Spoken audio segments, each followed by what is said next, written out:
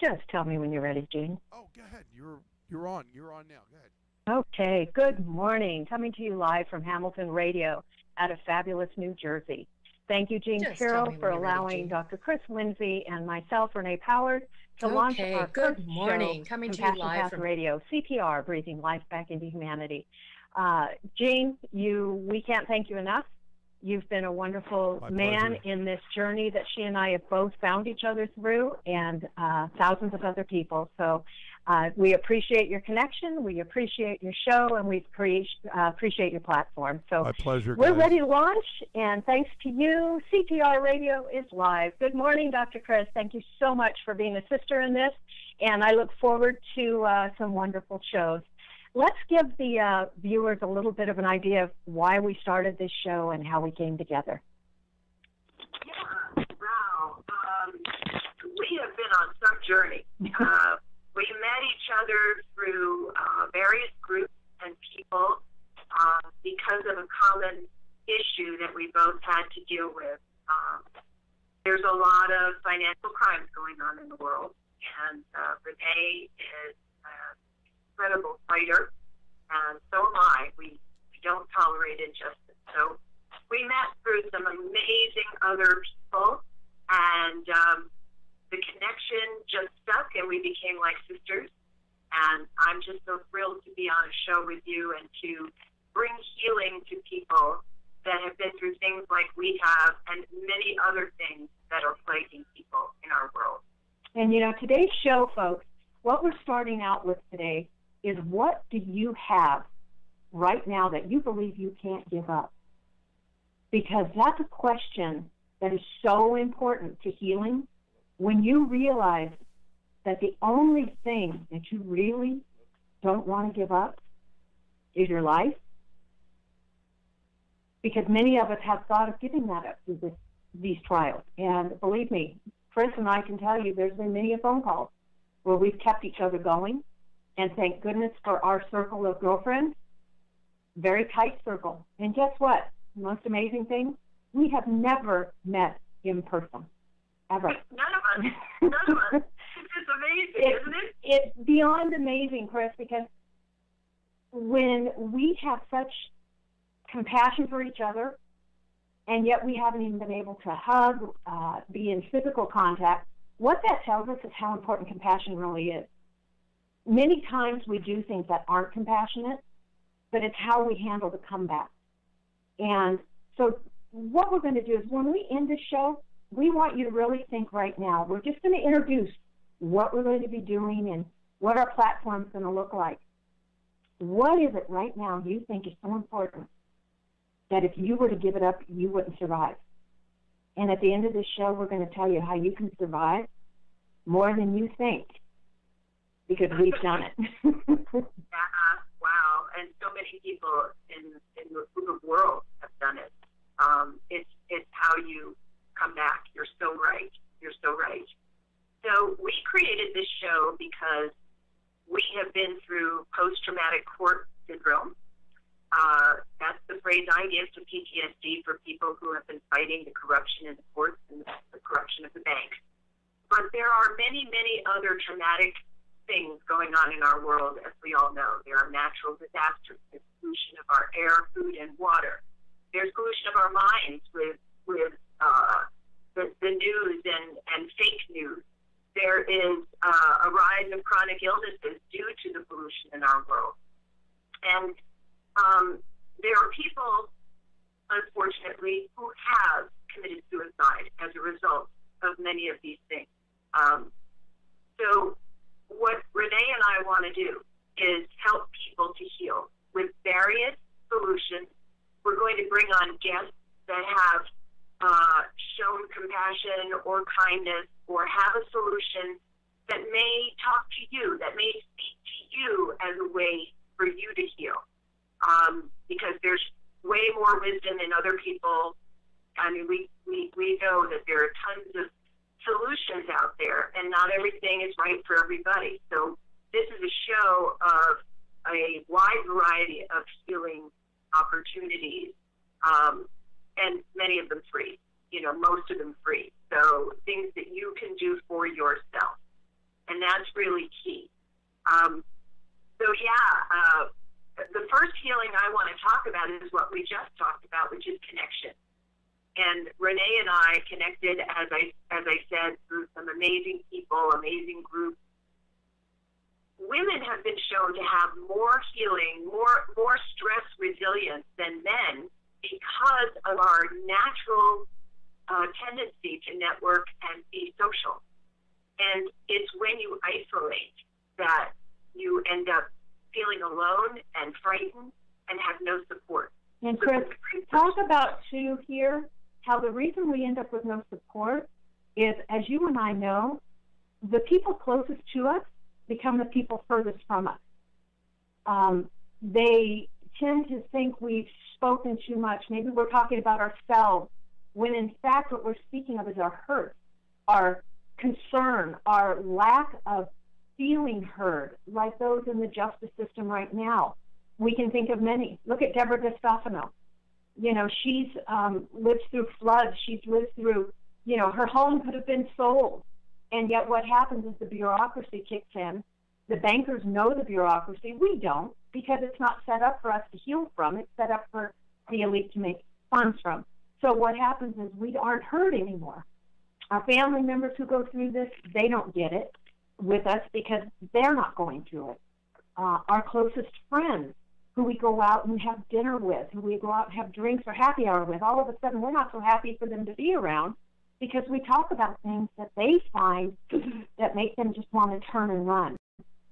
So they don't want to hear the truth. They don't want to hear the truth. And, you know, as you and I know, I'm going to let you continue. This is what's so important.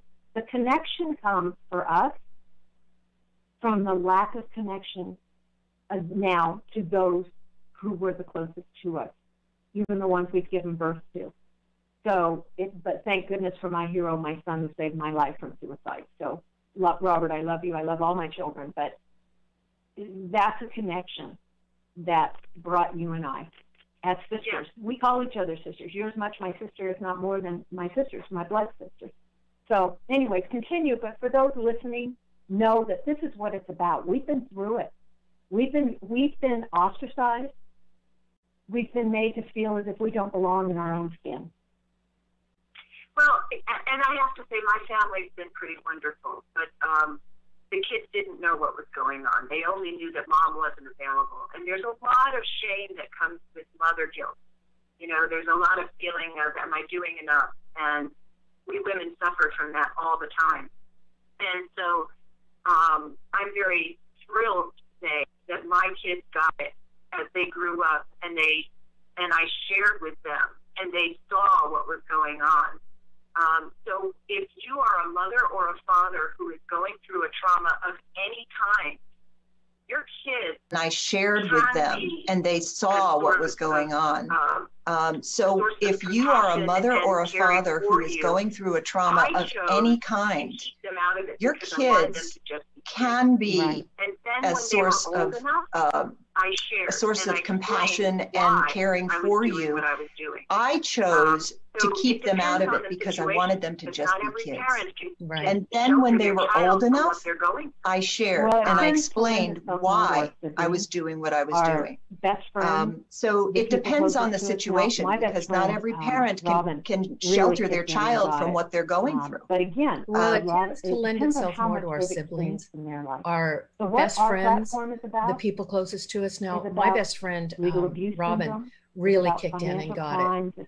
But again, it's a lot of, it depends on how much they've experienced in their life. So what our platform is about, so that you can tune in to us and feel like there's compassion coming, and we're bringing guests that are going to be amazing. We hired a public relations and a marketing director that we are ready to announce later this afternoon. So stay tuned on our CompassionPathRadio.com, because we're going to be announcing who she is. And most all of you in this world of art should know her name. So, Chris, go ahead and tell our viewers a little bit of your story and the path to us meeting. Well, my story started in 2010 when I was notified of a foreclosure lawsuit. And turned it over to an attorney for a few years, and it was just before the final trial in the fall of 2013. I had been studying the truth about our economic situation in this country, the truth about the bankers, the truth about what really happens behind the scenes, that particularly in America, I know it happens in other countries, but I was studying our system with the truth about Reserve what really that happens goes with behind the scenes. these financial crimes and the mortgage banking industry. And so at the last hour, I filed a document instead of my attorney, and my attorney quit on me 3 days before the trial. At which point, I was lucky enough that the magistrate said that I could file a new, what's called answering affirmative defenses. And from that point on, I was studying law. And at that point, my children were much younger. And so I would, do the mother thing, do the work thing, and then stay up till 2 in the morning studying, writing documents, defending my home. And it really takes a toll. So I don't want to go into all the details, but suffice it to say that I fought with every ounce of my body, because when injustice appears, I have very, very low tolerance for injustice. I have a low tolerance for criminal minds of the elite that create this system that has trapped so many people in debt and fear. And anyway, I don't want to get off on a tangent. I want this show to be about how we heal from these issues. So suffice it to say that I have post-traumatic court syndrome. My brain felt scrambled after years of having to do all this. And I know you feel the same way, Rene. So without going into too much detail, I finally did lose my home this last month, and it wasn't for lack of trying. But I'm standing, I'm surviving, I'm thriving, I'm joyful, I have my family, and I have my health. And that's because, as a retired chiropractor, what I do know is how to do stress management, how to take care of yourself while you're going through some horrendous things. So that's part of what I want to bring to the audience, is all these different ways that they can take care of themselves. So. Awesome. And our plight for my family began way back in 2007. So I'm 12 years into this decade of believing originally that a call to the sheriff's department, a letter to the sheriff's department showing fraud would actually get help. And silly me, silly you, silly everyone we know, we thought there was justice. And when they look at you and say, oh, this is civil, we can't take it. And then you're thinking, well, okay, then wait a minute. This doesn't make sense. This is crimes being committed. So what happened was I ended up meeting Carol Keene, who I got very close to. We did research, and that woman is an amazing woman with research. She, way back in the day, found the dockets, the shadow dockets, the fake warrants. One of her grandsons had 97 adult warrants on him by the time he was 7. And it was identity theft. So she and I started a radio show called Two Moms on a Burro, B-O-R-O-U-G-H, by the way. And that was my beginning of, I would have to say, shocked into reality. If I could go back and do this all over again, I can tell you I would love to stay in La La Land. La La Land is a place where we can go on vacation, we can go use a credit card, we can live in a home believing we own it and pay taxes and pay utilities and smile at the sheriff and police and wave and thank them for their duty. But reality kicked in, and so did the abuse. Because once you realize the corporate structure of our country and the actual fact that there is no lending, there is no money, people use the term money frivolously. They use the term abuse frivolously as well. Because those of us who have experienced extreme abuse need to recognize, too, that any level of abuse is seen as extreme to those experiencing it. So no abuse is truly more than another experience, because we only know that which we experience, and we can only share from those experiences. So what Chris and I are here to tell you is we've experienced the extreme of abuse. Myself, SWAT teams, attacked by sheriffs, belittled, car stolen, helicopters, assault weapons, attorneys who not only quit day of court, but bellied up to the bankers. We've experienced unbelievable reality that this is what this show is about. Although the reality sucks, it really does. Well, there's things we can do. If you look behind Chris and I, these are not studios. When we did our other shows, Chris did Adventures into Sovereignty with Rebecca, and we're very involved in what we want to call the Patriot Freedom Movement, which Chris and I can tell you we have been buried up to here with paperwork, because we figured that, well, all of these gurus tell us all of this stuff works, and everybody's looking for the next piece of paper to make the court listen. We got buried in paperwork, but we did it all. So we have that experience to say, you don't need to file a piece of paper to call yourself a woman, call yourself an American, because as we now have learned, being American, being a woman, just means standing on that. And when I say standing on it, I mean that. Stand up. You're a woman, you're a man, you're an American. And actually, we have a following in Australia, we have a following in Ireland, all over the world now, because of things that we've done. So that's kind of my journey is continuing through the case Powers versus Bank of New York Mellon. We have all the information out there, and can tell you that the thing that will save you the most is the laughter, because this is such a ridiculous amount of fraud upon the court. A judge, like in my case, Judge Carter, who had compassion apparently for me in the beginning, because it appeared that way, which I've been told a lot of times people appear to have compassion, but appearing to and saying it are two different things, showing. And that's what this show is about.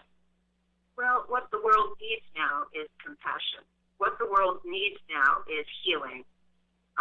In the midst of all of the horrors still going on, that little by little is being disclosed to a public that's been asleep. And I don't say that with judgment. I say that with the fact that we have been duped. Worldwide, we have been duped by so many things. And so we're going to be talking about pharmaceutical corporations. We're going to be talking about the pollution of our food and things like that. But we're not going to be focusing on the evil and the corruption. We will present the truth, but we're going to be talking about what you can do to take care of yourself and your family. So, it's not fun to find out that corporate America is literally poisoning us. And one would say that the elite 1% want it that way. And I know that sounds like, are you kidding? You're living in the twilight zone. No, I'm not kidding. And so if that offends you, I don't know what to say. Honey, we're going to offend all those people, because being asleep, seriously, didn't I just say, I would love to stay in La La Land. Oh, yeah. It's so comfortable. And being normal. I want to be normal. Oh. I can just have a life, but that's not what we chose to do, because I want a world better for us, and for all kids. I want a world where our kids are not saddled with debt. I have a son graduating who, and a son going into college, and they have a subsidized loan, which doesn't accrue interest until they leave college, and then they have an unsubsidized loan, which accrues interest while they're in college. Now, what college kid can pay the interest while they're in college? Why did they get the loan in the first place?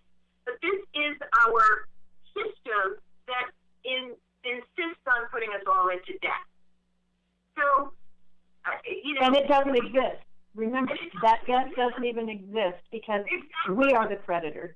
I'd like to get into what the actual intent of our show and our goals are, if that's okay with you. Okay, well, Chris and I, in about 2014, I had a dream. Yeah, I sound like that's true. I had a dream, and I woke up one morning and I thought, I had traveled with this young man across country during this snowstorm, and that's a whole other story unto itself. But we had no windshield wipers. It was freezing weather. The sunroof leaked from the snow that was on top, so we had bags over us. It was hysterical, but yet very scary at the same time. We were traveling across Colorado through that 40-mile of nothing but highway with me reaching out, trying to wipe the windows, but then we'd stop every few miles, and I'd get out and scrape the windows. Through all of this, we were laughing because you have to laugh at how ridiculous, no windshield wipers. How did we end up in this car? That's another story, but there is a point here. That young man didn't smile even though he was laughing. And there were some teeth missing. And we are talking about veterans. And I was watching this young man, and I thought, gosh, okay, there's something about today that's going to matter to my life beyond just the silliness of getting to Colorado. Well, I woke up from a dream not long after that. And it hit me. And this was in 2014, so Make America Smile Again. And I don't know out there for our listeners, but many people who have gone through the legal abuse syndrome and through foreclosure, we lose our health. Our teeth do start falling out, literally, out of our head and break. So anyways, at this point, this young man, I thought, all those veterans on the street, when you see these men and women living on the street and 22 suicides a day in the veteran community, I thought, gosh, there's so much potential there. So anyhow, long story short, the idea for Make America Smile through our veteran community. So I started creating a platform and making phone calls. And the people compassionately responded unequivocally in support. We had my niece Heather, who works for a dental company at the time, which is a large dental company in the United States, and they were interested in sponsoring this program. And basically what it is it includes a hydroponic farm, and not for cannabis, although I think cannabis is a wonderful thing because it really does relax you and it heals a lot of things. I had a little cancer healed, but let us say to you that this platform we have for veterans is to be on the road. Chris and I will be on the road, not long from now because we're working on our sponsors again. But the goal is to build little communities, and it's more of a lot. It's a small hydroponic, but this hydroponic will grow these vegetables. Our warriors of worry will become veterans who help the inbound, who help people who can't get out of their house or have plumbing problems, and this is all going to be volunteer-based and supported by contributions, supported by tips. And explain. You started with hydroponics, and then you started talking about caring people. Well, the hydroponics is a community with little homes, 2 little homes, and they will have 6 to 12 veterans, and they will be vetted veterans. These will be men and women who are in the community who themselves may need dental work to smile again, may need health care. We're going to work with the community doctors, the community dentists, the community restaurants and wholesalers. The idea is to bring community back again, to bring bargaining with beans, maybe. But the whole idea is to bargain and support each other and have community outreach that truly is an outreach program. We have a judge here in sunny Orange County, California. By the way, Chris is coming from Sarasota, Florida. And Judge Carter is working on all these ideas to help the homeless. Well, this program we have can be built bigger, can create a simple solution. Make America smile again, folks. Smile with us, and let's build these little communities where, go ahead, and we're going to be on the road. This is our idea, and to do shows from this platform. Well, and the beauty is that we're taking veterans who may feel they have, not just feel, who don't seem to have any employment opportunities or who are so broken by their experience, but they can do the hydroponics and sell the lettuce to the local restaurant. They can, those who have ability to repair things can go into the community and earn money by repairing homes or plumbing, whatever skills that they have, to give them purpose, give them employment, give them a community support. And this is a huge vision. It's not going to roll out nationwide tomorrow, but the whole purpose of this show and getting sponsors and talking about how to make America smile again, how to heal people, CPR, Compassion Path Radio, CPR, to breathe new life back into America. And I dare say, I wish it were to breathe new life into the world. We need to help our veterans. They've been abused terribly by the system. And there are lots of other people who need help. And so by bringing everyone together, bringing communities together to help our veterans, and it ricochets into all the local businesses and all the local communities. So, you know, what we've lost in America is the small town, is the mom and pop shops. We've got all the big box stuff. You know, when I was a kid, we went up to a country house in the Adirondacks, and on the drive, there were all these little shops.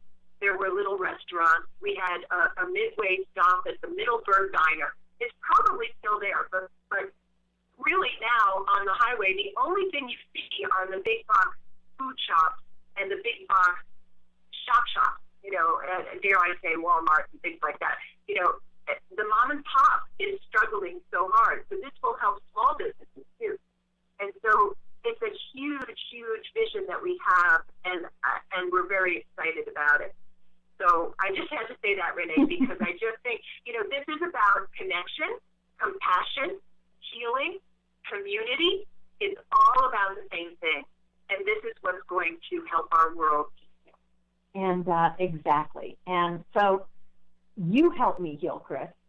Our Lori, Val, Rebecca, I mean, our girls, our ladies, our women, we're still playful. We're still those little girls at heart. And I think that's part, for me, of what helped me survive this, because I do still see the eyes through wanting it to be La La Land. And some days you just have to go there. Some days you just have to be able to be a little girl again.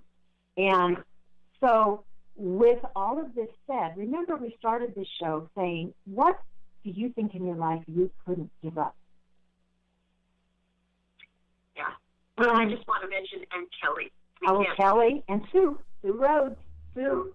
And how much, I do want to say that we've dealt with a lot of people that the list can go on. I mean, right now we know that we've got 2 big first impression cases going on with so many interested parties across this country coming together that they being the system, can't ignore the fact that we all have bonded.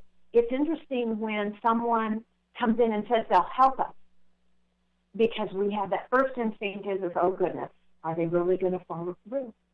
Or are they just giving broken promises? Promise is a huge word. Huge. And what Chris and I can promise is that we're going to bring you the best through our experiences to this platform, to building this veterans community across the country, to going out and standing in these communities with microphones and hearing the stories and bringing people together, bringing lost lives. And for those who are suicidal, I want you to think about this. This is something that really was epiphany this week. When we aren't taught excuse me, because this really does make me struggle a little bit because it's very personal, but when we are not taught how to live, sometimes death seems to be the only answer. And I don't know about many of you, but growing up, no one really took me aside and told me how to live, how to take something that's nothing. Now, reminding you, both Chris and I have lost our homes. Mine may have been a little more severe with SWAT teams involved. But, right down to, as I always say, even the panties got stolen, everything. So what we've rebuilt for myself has been through secondhand stores, has been through the compassion of others who said, I don't need this. Here, I've got plenty, take this. I've come from a garage after being SWAT teamed out of our home to reinvent a life again. Now, you can reinvent yourself, and yet we have to learn to live, no matter what. So that day of almost committing suicide, when my son saved my life, don't go quietly into the night, Mom. He left that poem on my bed pillow that night that I was to lay my head on. Not able to go home, but an alternate pillow. And when I walked in, and he had no idea that this had happened, yet his inert compassion for his mother, knowing we were going through some horrible things. As you say, Chris, we didn't share everything at the time. So when I found that poem, Mom, don't go quietly into the night, rage, rage into the light, we need to learn to live again in spite of what we believe we can't give up.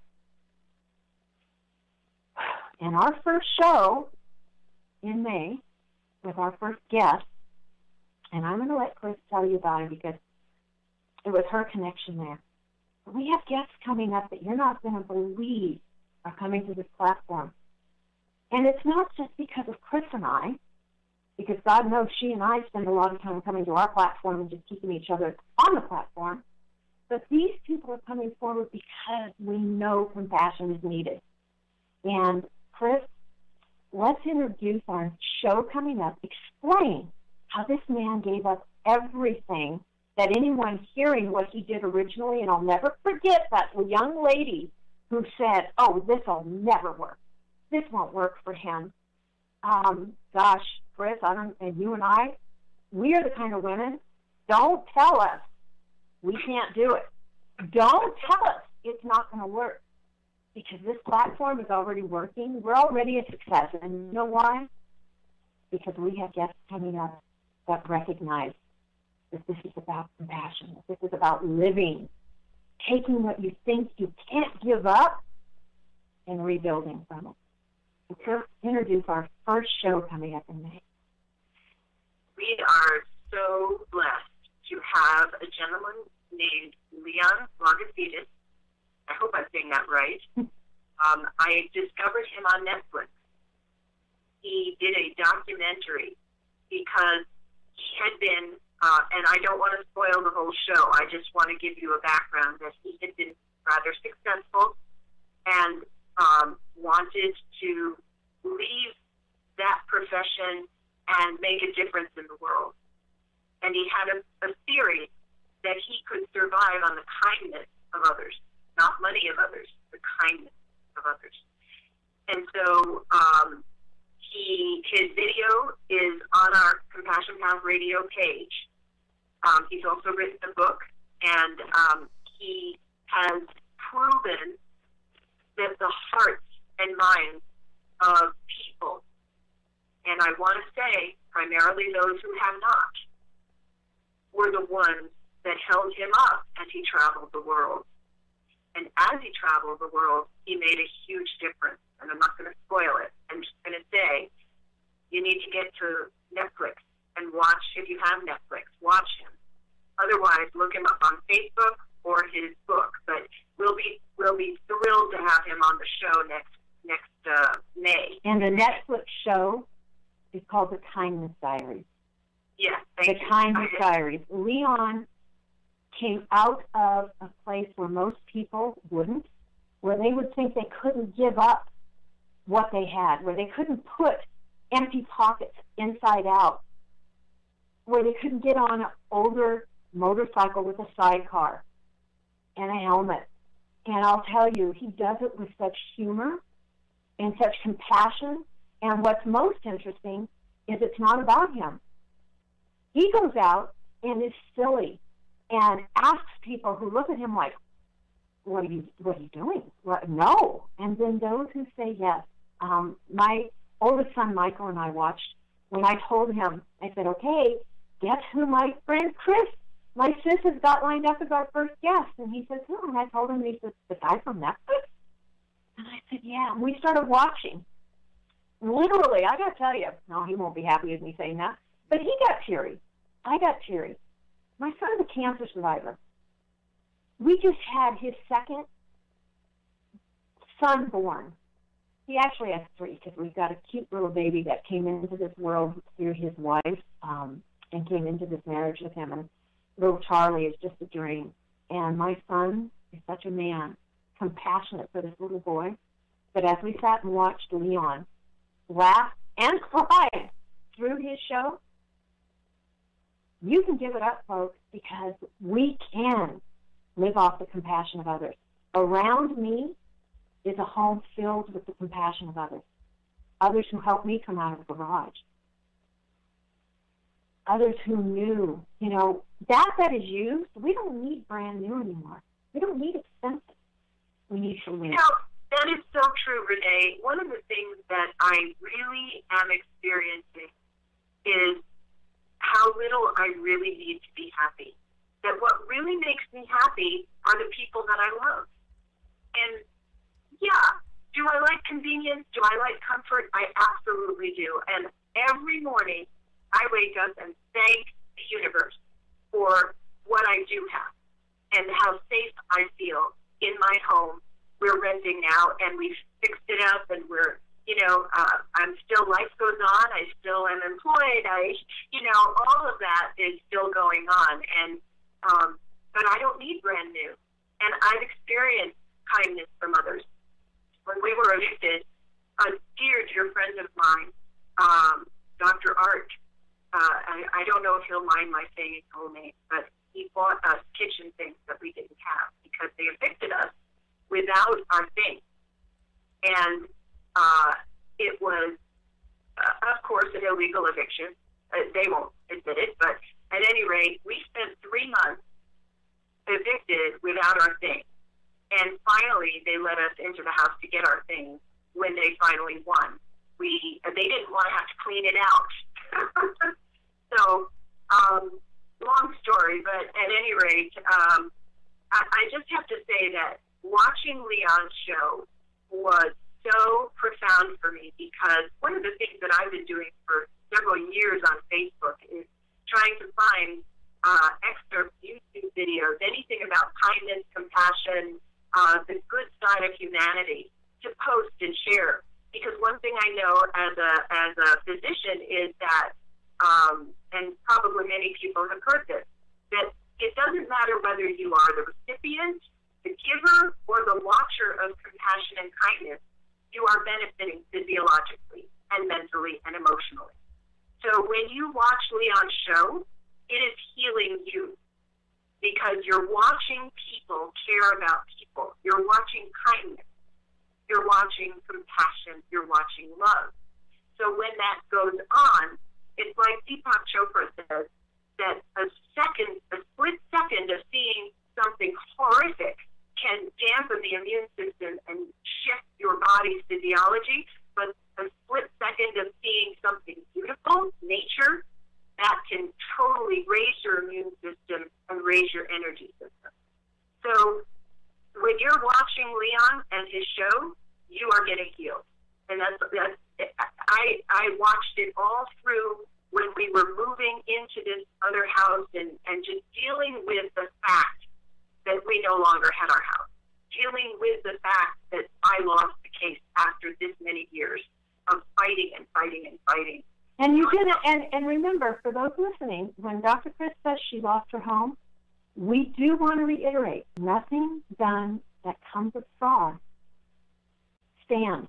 So we know we still own our home. We know that. But what we did was we put it out and said, you know, if this is how it has to be for this time, so be it.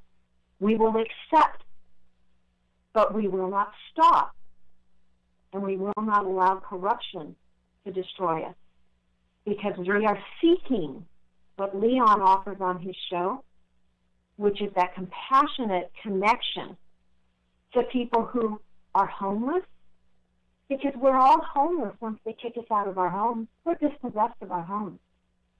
So don't be dispossessed, though, of your life. And well, I'm sorry. No, go ahead, Annie. Well, what I want to say is something that I've been saying ever since going through this. If you don't feel you're up to it, if you don't have a support system, if you don't even know where to start, I recommend you don't. I actually recommend you let them take your home and you move on. And that's a really tough thing, because we know there are stage 4 cancer victims who've been kicked out of their homes. There are 97-year-old couples and single people who have been kicked out of their homes after years of owning them. They even manufactured a note where a home was completely paid off. Okay? So Gene Hero, Hamilton Radio owner, Gene, yes, his mother's home, completely paid off. And yet he struggled, and that's how he and I met. He struggled because he had a completely paid off home. Now he's in another contract that's also void, by the way, and void for fraud, which law void says he's due treble damages on that. But the attorney that helped him by getting him another contract on a home he owed nothing, and now he's making payments. So when anybody's listening, if you can't hear how ridiculous that is, it's unbelievable. Fake documents. These courts are not courts of justice. They're fraud upon the court under the color of law. In RICO, these judges, the sheriff, the police. Now, we want to talk compassion. It is our hope and our faith in this country and in these men and women wearing badges and taking these oaths that aren't supposed to be harming us, that they will wake up to, and many of them are. And they wake up quickest when it starts happening to them. And they also know that they might want to stay in the system to make a difference from within. Yes, yes. And many are. Many are. Well, think about this. After we were SWAT team, the sheriffs at the door of the Board of Supervisors meeting told my other friend, you realize that wasn't us. It was the other sheriff. And when that was said, other sheriffs, this is where the corporate structure comes in. Yes. Remember, the state, the city councils, the municipalities, the sheriffs and the police, they work for each other. They're hired to protect the city, the state, the judges, the courts. When people believe that the sheriffs and police are there to actually work for us, learn the structure. And then as you compassionately come back to realizing you still need to live your life knowing these things, you hold faith that these cases out there that are working so hard, like Bashir's versus the United States, not only is she working hard, she's bringing remedy within that case for everything. The fines and penalties are within the hundreds of trillions of dollars to heal this country in that case. It's a key TAM case. Chris is in it. Our case is in it. Hundreds of interested parties across the United States are in it. So thank you to Hamilton Radio for this platform. Thank you, Dr. Chris, for being my sister in this show. We ask you to go to www.compassionpathradio. Share our stories. Share this platform. Share CPR, breathing life back into humanity. Compassion Path Radio. One breath at a time. One remedy at a time. go to our dispensary on our website. We call it a dispensary. And if you think back in olden times, vintage times, the dispensary is where you went for all kinds of remedy, natural remedy. And we hope to bring you natural women, bringing natural remedy. Dr. Chris, why don't you close out our day? Well, I want to say just a few more things, and I thank you, because I want to reiterate that what I was saying before, the best way to heal is to prevent injury. I'm a chiropractor by training, and chiropractic is all about prevention. And so, again, if you are not up to the challenge of fighting against an entity you can't currently win against, don't start. And you know, as I said, we're going to be getting into all aspects of abuse, trauma, injury that has happened in this world, whether it be the pollution of food, air, water, etc., whether it be the 5G, no matter what, the onslaught, natural disasters and man-made disasters, fracking, and targeted areas with, I don't know what they use, but to start forest fires. We know about that too. Paradise, California, for one. Right. Thank you. And so I don't want to end the show yet. I want to talk about. I really want to talk about if you are up to the challenge and why you might be. We need to join together as a worldwide community, because the ones that are trying to stop us never sleep, and they have a system in place that seems almost impenetrable. But they're actually quite scared of the masses rising up and making noise. And there is a mass. You know, the mainstream news keeps this out of the United States news, but what you hear about the yellow vest is not the full story. What you hear about other countries is not the full story. You get the CNN, MSNBC, truncated and often untrue. So we need you. We need you to join in the fight. I want to talk about, I come from a fighter. My mother was the first university professor to sue her university for sex discrimination. It was a good old boy department, and she was given a raise and a terminal contract. On the one hand, being told she was doing an incredible job, and on the other hand, she was being fired because it was, whatever it was. But the women's movement was huge at that time.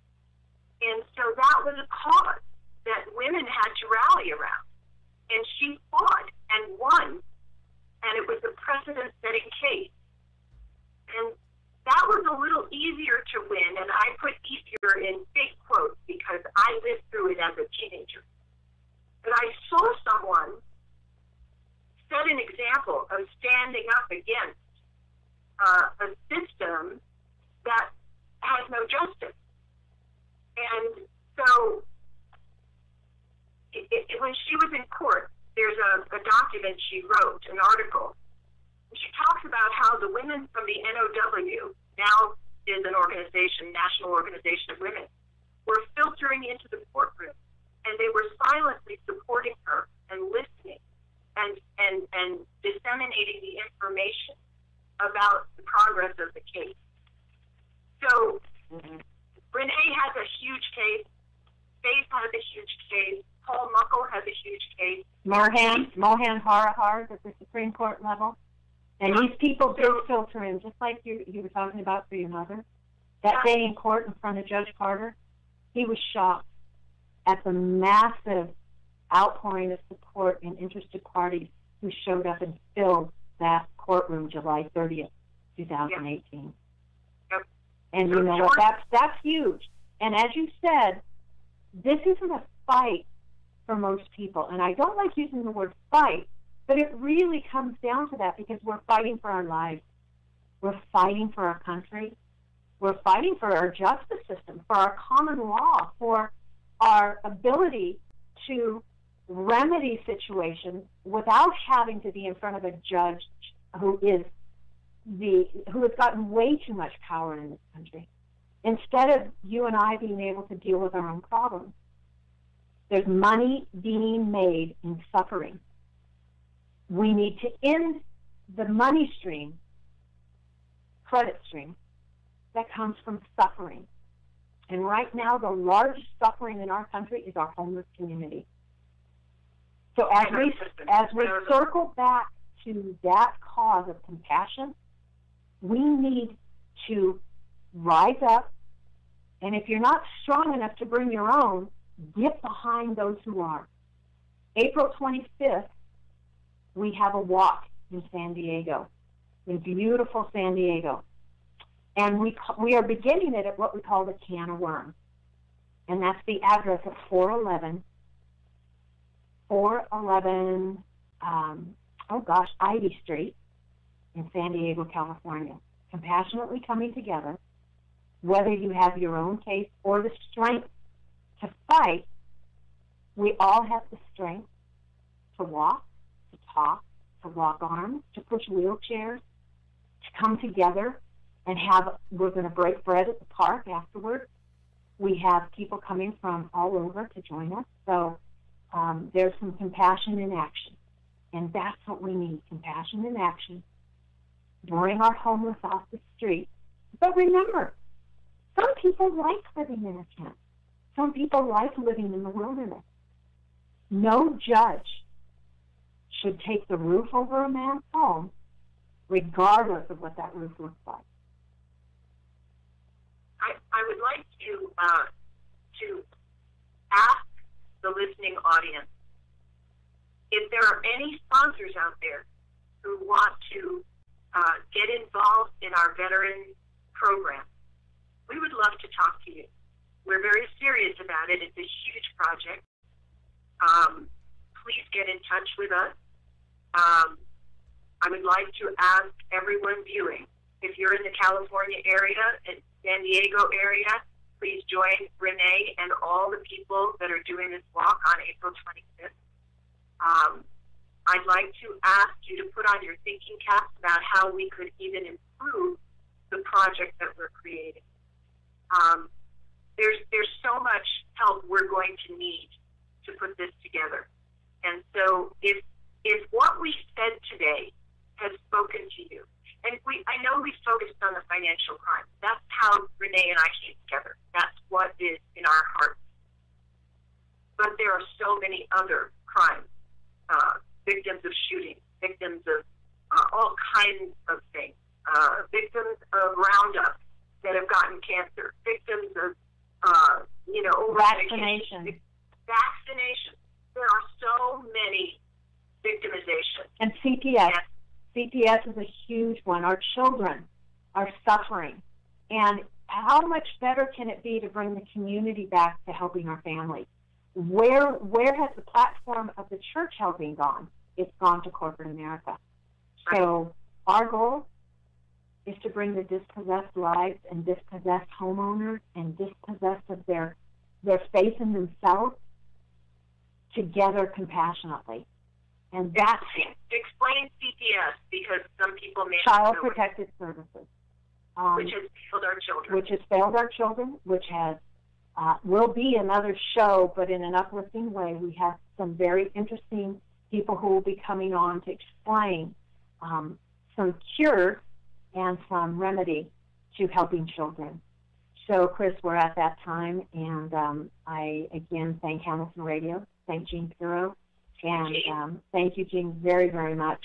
You guys are welcome. We appreciate your time, and we appreciate compassion from anyone. And remember, compassionate people can do things that are not compassionate, but it's how we react and come back, agree to disagree, compassionately. Thank you for joining us. Love you, Chris. And until we meet again, bye. Bye. Beautiful show, guys. You did a great job. Okay, hold on. Let me get you